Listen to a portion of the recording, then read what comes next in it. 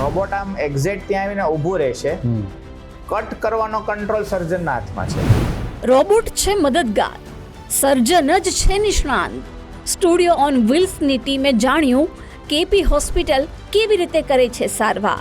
આ હોસ્પિટલ ભાવનગર શહેર માટે એક આશીર્વાદ સ્વરૂપ હોસ્પિટલ છે.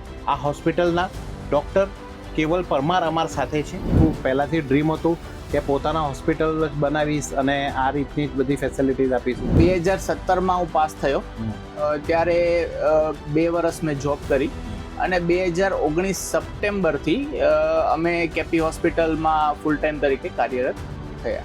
રોબોટિક સર્જરી અને નોન રોબોટિક સર્જરી ડિફરન્સ શું છે બંનેના વચ્ચે? રોબોટ એક જસ્ટ મશીન છે, એક ટૂલ છે જે સર્જનને સર્જરી દરમિયાન હેલ્પ કરે છે. સર્જન જ બધું ડિસિઝન લેવાનો છે.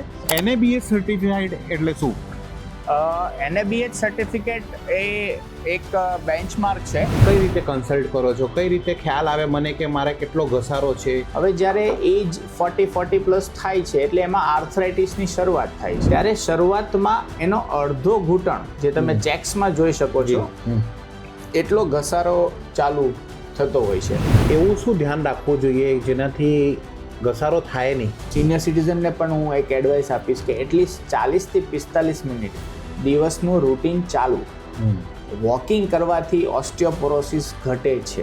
જનરલી એક સર્જરીમાં કેટલો સ્ટાફ હોય છે? એટલે 3 ને 2 5 સ્ટાફ અને 2 ડોક્ટરો, 1 anesthetic and 1 physician.